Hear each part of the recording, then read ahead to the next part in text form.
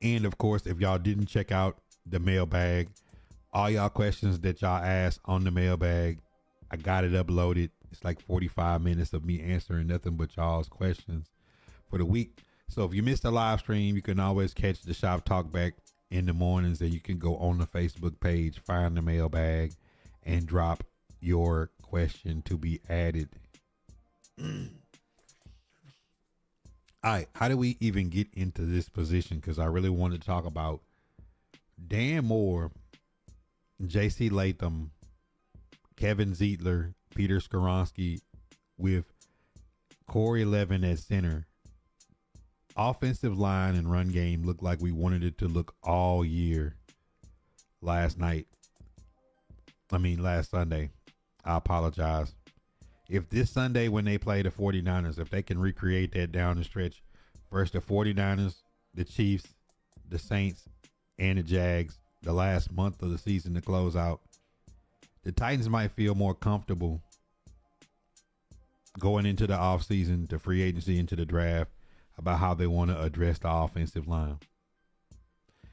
Educated Southern Po Negro Pinky, what's good, my boy? Also, the emergence of all the young players on the team,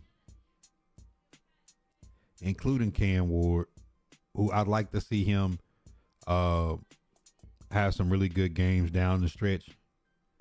If the line continues to play the way that they did Sunday,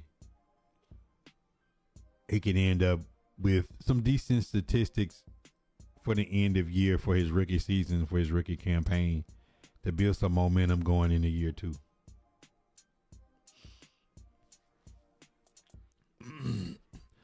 So I have to wake up every day to people with these newfound Cam Ward is a bust statistics.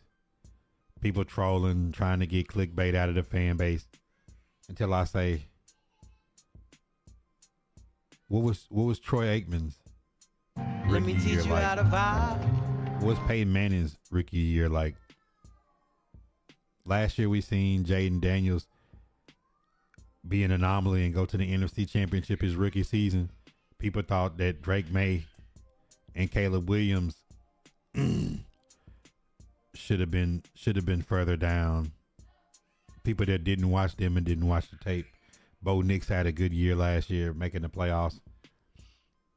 How about all these guys could be good given the right situation? Because then this year, Jaden Daniels gets beat up.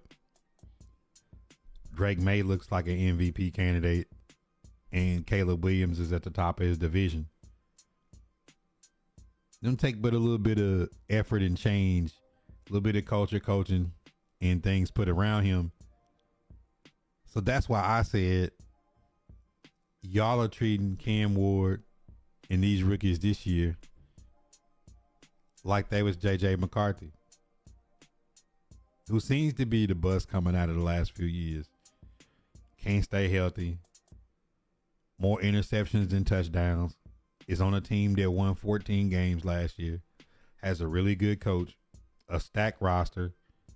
You got the best receiver in the NFL, Justin Jefferson, with Addison, Hawkinson, veteran running backs. You got Mason. Let me teach you how to and vibe. You got Jones. There's no real reason to be playing that bad, given that they had Kirk Cousins, Sam Darnold, Daniel Jones, and then him, and they cleared all that out to give him the reins to the ship. And the last 2 weeks, we've seen Justin Jefferson have 4 catches for 15 yards. Like that's not acceptable. Imagine if Cam Ward was on the Vikings throwing the ball to Jay Jettis, how would his numbers look? He's throwing the ball to Van Jefferson, not Justin Jefferson. People talk about, his coordinator. Cam Ward lost his coach in the first month of the season, and he's got his quarterback coach calling plays. So I think sometimes people got to have a little bit more grace, because if not, I'd take it as bias if somebody wanted to give J.J. McCarthy grace. I said, no, Cam Ward's got to get on the worst team in football, and he's got to go be Joe Montana. Until I start calling out some of their favorite players on some of their favorite teams and ask them how their rookie campaigns was. And then you say Troy Aikman at 9 touchdowns and 18 interceptions went 0-11 his rookie year. You know, sometimes you got to give a quarterback some grace and you got to put some things around him, because it just so happens to be that this draft class, people have like this much grace until they wait a year and see the difference in a year for year two. For like, nobody thinks Jaden Daniels is a bust because he got injured this year. I didn't think Drake May and Caleb Williams was bust year one. They're on a three win Patriot team, and Caleb Williams was on the Bears. I didn't expect him to go turn the Bears around year one.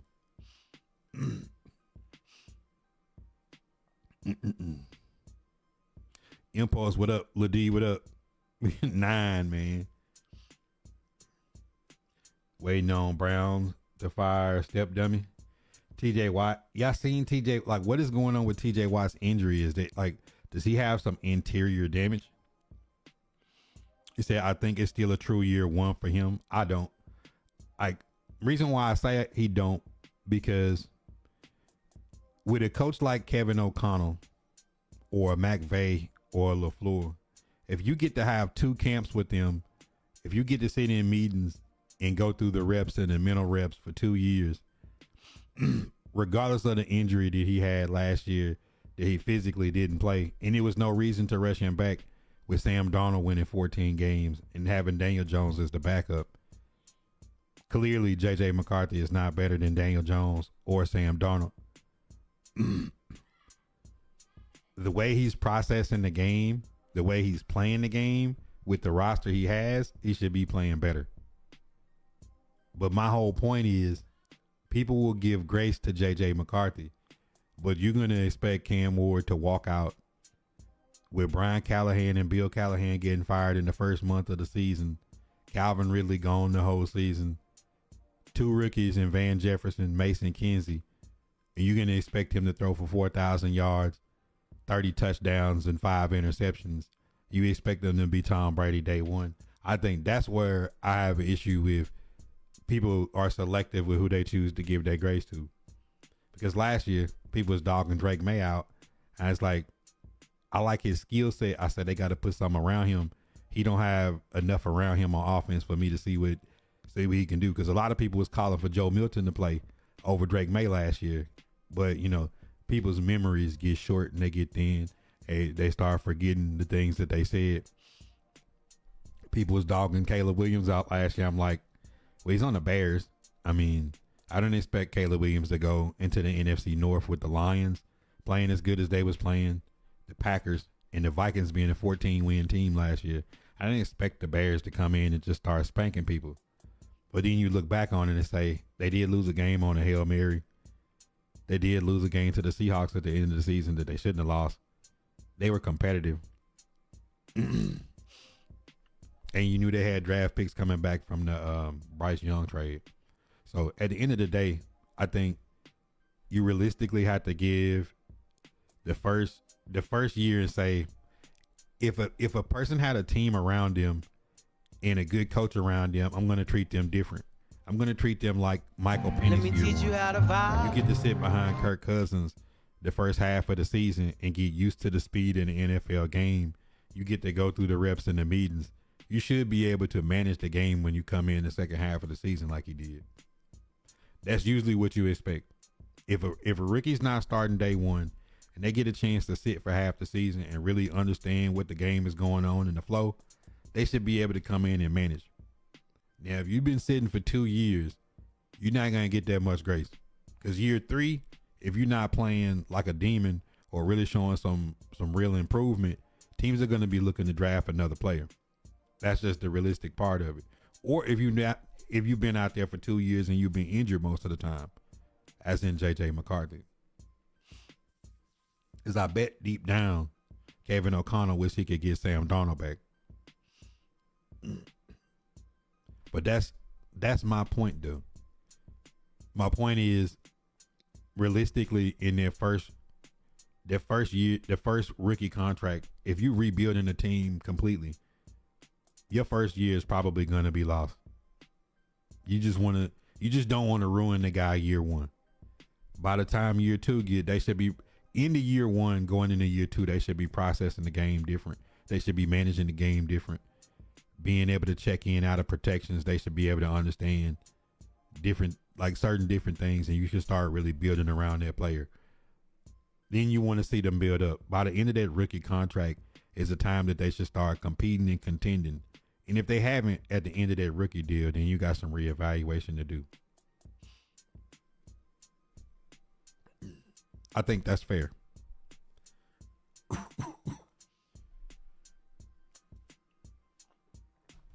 But I just find it funny that the quarterback draft class this year, who I said when it's all said and done was going to be a better class than the year that's coming up, back before the draft, people is like, oh, no, you crazy. Now everybody that they say you should wait for, half them guys ain't even going to be coming out in the draft. Who's looking for Drew Aller? Who's looking for Cade Klubnik? Who's looking for Carson Beck now? Nobody's looking for those guys.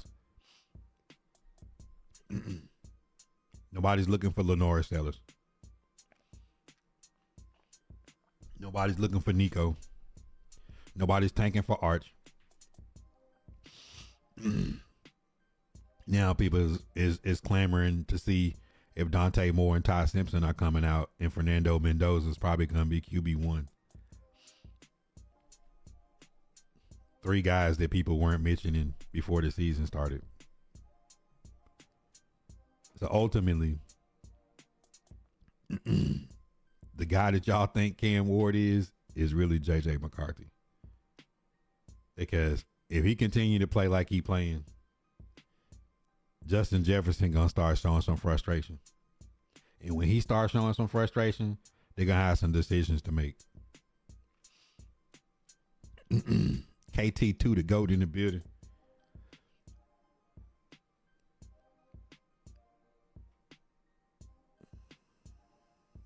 Bro, why is you even bringing up Sharon Moore in the coaching job? Why? They said Mike McCarthy rumored to be in the mix. Duh. Mike McCarthy and Matt Nagy have always been in the mix for the coaching search. Secondly, if Dan Moore, J.C. Latham, and now with Corey Levin playing center, and of course Peter Skoronski at left guard, if this line gels down the stretch, does that change the way the Titans see the draft in free agency? Because they're heavily invested into the offensive line. If you decided to move Cushenberry and you let Zietler walk at the end of the season, which I think they'll do, because they already got Drew Moss, Blake Hands, Jackson Slater. What if they thought about letting Corey Levin start at center, moving Cush, grooming Jackson Slater to be the center in the future, the 5th round pick last year, and using one of their draft picks to go after a guard like Oregon's guard Pregnon. I don't know if I'm saying his name correctly or not. Roberts. It's a few guards. I like Basantis in Texas A&M. I think it's a couple of guards that they could look at the top of the draft. It wouldn't cost them as high of a value pick as a tackle, but that might be an option that they might want to try. You got Crenshaw, Dixon, and Udo. They are their swing tackles now. If they could get this line to gel down the stretch under Corey Levin, it would really help the resources that they have to spend focused on this upcoming draft, because they got to get wide receiver 1. They got to add talent to the cornerback room. And I've seen some people that I like in the Titans media, paying some respects to Darrell Baker Jr. But Bake's a good guy. He's a guy that should be on the 53-man roster. He should be playing special teams and rotational as a corner. But I could not have Bake as my starting one. I just can't. Showing a couple of good highlights in a weekend they gave up 360 yards passing to a rookie. I just can't find it in myself to say that the Tennessee Titans should still spend, $10 million on a boundary corner. And if I was going to start one of my corners on my current roster at outside corner, it would be Marcus Harris. It wouldn't be Baked. And I would like to see down the stretch in these last 4 games, Khair Elam play some boundary corner down the stretch to see what you got in him, to see if you might take a chance at extending him at the end of his rookie 4 years here at the end of this season. Because you got to go in free agency and get a corner, and you got to get a corner in the draft, at least one. You got to have at least one corner, one safety, or 2 corners out of this upcoming draft, and for sure one of those corners got to be a top 100 pick. They got to be a day 1, day 2 pick, preferably day 2, or top of day 3. Like, for sure, have to add some talent to the cornerback room. They do. Now, if you're telling me that Bake, Amar Davis, and Elam is the last 3 corners on the roster, and Micah Robinson is playing corner, nickel, and special teams, and Marcus Harris is going to start, and we're going to have another guy, a high-value draft pick or free agent like Alontae Taylor, or I don't think Tariq Woolen is coming, but, somebody to that caliber, if you added somebody like that, then I could go for it. Now, we don't know what's going to happen with Snead, but we can all kind of use deductive reasoning that with everything that's been going on, that anybody connected to Rand that hasn't worked out by now, like a Cedric Gray or Tavondre Sweat, is probably going to be out of here. That's why I think Kush might be gone too. That's why I think Kush might be gone too.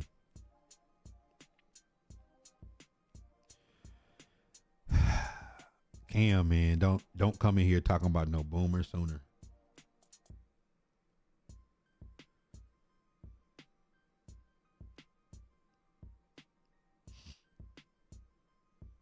He said he's pushing the narrative tough. Nah, I'm just pushing back. This is the thing. I let people throw and throw and throw and throw. I'm like Floyd Mayweather. I stand in the corner with my elbow up, and I let people throw punches. And I'm not going to throw no wild swinging punches. And I'm not going to swing at every punch in return. I'm just going to throw one hard overhand right and hit you in the top of the nose. And I'm going to make people think. They said, did you miss the mailbag? Nah, I'm gonna save that one for when I get, because you the only question I got in there. So I'm gonna like let yours and a couple other ones pile up, and then I'm gonna because the last mailbag is like 45 minutes. So if I did it would just be one question in the bag. If they play like how they played this past week, then they have some focus on skill positions, edge, cornerback, on defense. Yeah, I mean, regardless of how the season play out, there's a strong chance you get to come away from the draft with Arvell Reese, Ruben Bain, or Keldrick Falk. Like if you at the top of the draft and your opportunities is to pick one of those guys, whether it's a trade back or you just fall to 3 or 4, I think you have to go with one of those like star edges out the gate. A lot of people say receiver, but I think when you really look at what's going to be at the bottom of round 1, top of round 2, you're going to be able to get a really solid, and I think it's got to be a dunker. I think it's got to be a Chris Braza. I think it's got to be a Denzel Boston. I think it's got to be a Nick Harbor. Like, it's got to be a dunker on the outside. And if you can pull a Zachariah Branch or a Barian Brown or somebody later in, like a in and out cut speed guy, then that'll be perfect. But I think the Tennessee Titans should not be spending money in free agency on receiver. You spend $20 million on Alec Pierce or Romeo Doubs, I just think that's too much of a reach. I don't think their ceilings is high enough that you should be spending that type of money. Like, we argue with A.J. Brown over $16 to $20 million. I can't feel confident. They did it with Calvin Ridley. Calvin Ridley getting paid $28 million next year. Shout out to Reed. He's a He's a Bama boy. I can't trip on that, but yeah, corner defensive back is kind of deep. Yeah, I like Jeremy Bernard, but I mean, I wouldn't want like Jeremy Bernard is not gonna come on the Titans and be the one. I want a dunker.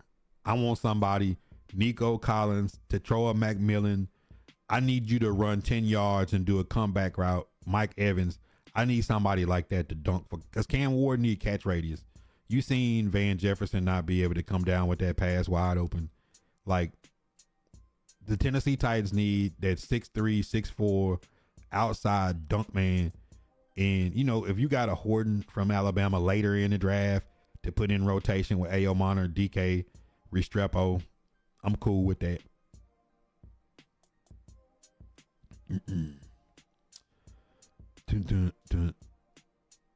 It said AP being balling, best deep ball receiver in 2025. AP.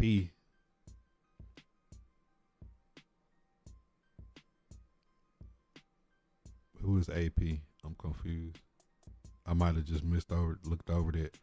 2 times that I think KC from A&M would be a good fit, but you're gonna have to take him in the first round. Concepcion is a guy you want to put in the slot and put in bubble screens, and like the Titans don't need that. Like DK is their slot right now, and Restrepo is gonna be playing the slot in a bunch. They need that outside when somebody go cover 0, cover 1. You need that George Pickens, you need that T Higgins. Like we get in the field goal range, we get on the 30. And you can press me on the outside if you want to. You're going to get dunked on. Like, Titans need that. A.O. Monter can do it, but he's not consistent enough to be a 1. I need somebody on the outside that's going to dunk.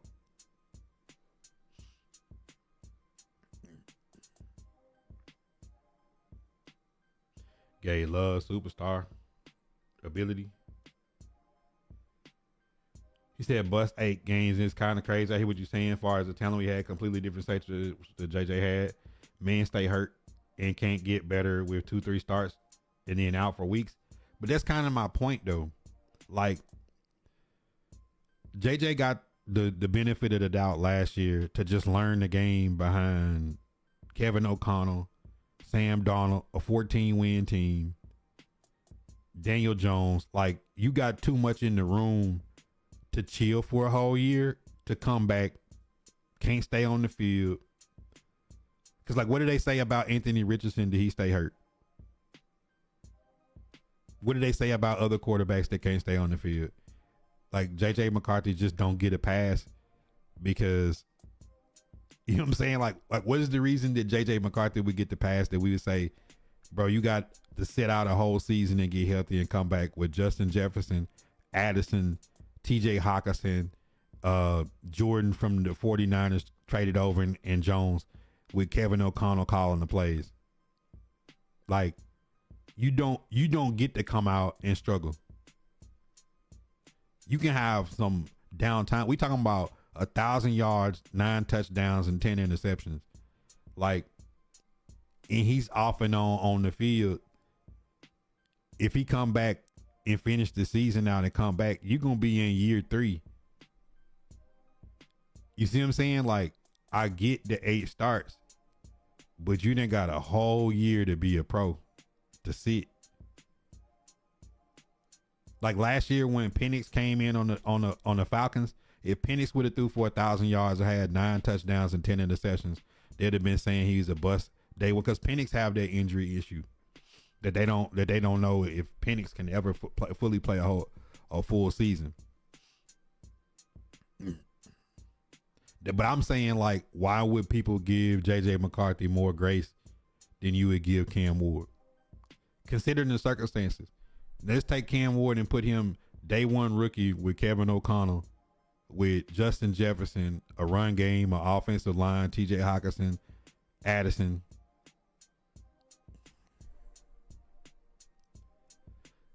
Yeah, I like Bernard too. he got the right complexion for the protection. See, I don't even like to go there because that's too easy. But I'm just saying, like, people would be scared to even say it, but it's easy for people to say, Cam Ward. Like, bro, like, they say, well, this person's coordinator, like, bro, like, they fired the coach the first month of the season. Like, bro, like, what do you, like, I think Cam kind of, like, just was winging it into the bye. And then since the bye week, Cam Ward has really had command of the offense in a different way. But yet and still, there's still no Calvin Ridley. There was Van Jefferson and Mason Kinsey for 2 weeks. Now you get Aomana back. He scores a touchdown. DK gets a concussion protocol. He comes back, scores a touchdown against the Browns. You finally get something out of the running game for the first time in 2 years. And a lot of us think it's because Corey Levin was playing center Sunday that Lloyd Cushenberry, $50 million center, hasn't panned out. He was hurt the whole first season, and then he came back, and you know, you put Corey Levin in on the road and they run for almost 200 yards. That's the first time Cam didn't have to go play hero ball because your team got 20 yards rushing in 4 quarters. Your team got 39 yards rushing at home. Let me teach you how to vibe. Your team got 27 yards rushing at home. And you got $10 million worth of running backs in the backfield in a $150 million line. You said you're right. He's exactly what people calling Cam. And he got a lot of support. I like Brazel, bro. If the Tennessee Titans took Brazel at the top of the second round, I would do a backflip. Because last year, the question was, do we take Luther Burden? But in reality, them trading back and getting Femi Oladejo and getting Kevin Winston Jr. into what Kevin Winston had turned into and what Femi was turning into before he got hurt in the Raiders game, like, I think they made the right choice because DK winds up outperforming a lot of people that was drafted ahead of him.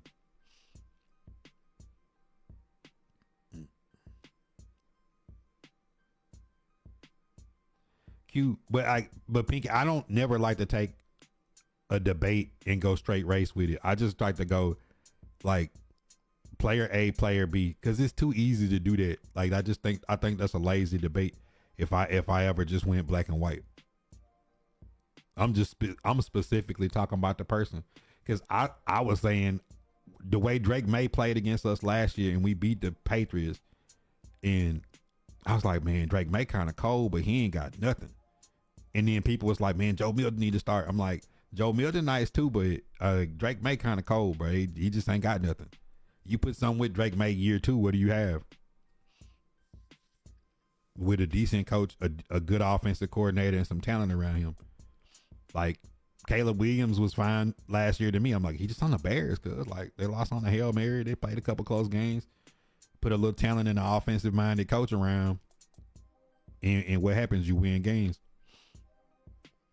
Driller. They gonna be hey man, you just gotta be humble, man. He said he bro 100% Cam Ward takes is insane, especially with his circumstances. But that don't mean not to be critical of Cam Ward. His ball handling and him not getting in the right protections in the first half of the season was unacceptable. Just fumbling for no reason. But you fire his coach a month into the season. The run game coordinator, his dad is gone. The offensive coordinator is not calling the plays. The quarterback coach is. The interim coach don't know what's going on. You know what I'm saying? Like Calvin Ridley go out. It's like, man, what do we got? We can't run the ball. Offensive line, because really that first month of the season, after the first half of the first game versus the Broncos, J.C. Latham go out. The offensive line been like this since the first half of the from the first half of the first game. J.C. Latham come back in month 2. Your coach gone. Your run game coordinator and offensive line coach gone. You put J.C. Latham back in his first game is versus Max Crosby on the road. You see what I'm saying? It's like when the bye week hit, Cam Ward went the whole month of November without throwing an interception. He threw one against the Browns. That was a good play by Bush. He kind of baited him. But at the end of the day, his ball handling and security of the football and his play calling in and out of the huddle, getting into protections and making the right calls. Like, just to play how he operated the touchdown that Van Jefferson dropped, just to see it, call it, get the right protection, slide in the pocket the right way and get the pass off perfectly in the snow. Like, that's all I need to see. I need to see him operating like that. Now, he missed the touchdown to DK, but you're gonna miss some of those. Some of those gonna happen. I mean, your receivers go from Van Jefferson to Mason Kinsey turning around the wrong way and giving up a touchdown one week, to Mason Kinsey goes back to practice squad. DK comes back with Van Jefferson. Then you get A.O. Monter back. DK goes back to the slot. Van Jefferson dropping passes. Restrepo coming in. He's a familiar target. He's getting the first down every catch. He goes out for the season. Still no Ridley. You know what I'm saying? Like, I think that's going into year 2, you're going to be able to see, like, truly what Cam Ward is. And for him to navigate this season and just not completely be in the blue tent and not just being a turnover machine. Like, we seeing guys that's getting paid $40-50 million a year turn the ball over like it ain't nothing. You're seeing how the year that Geno Smith is having. Go look at some of these QBs and they sack numbers and holding the football and turning the ball over. Like, I done seen the growth I need to see.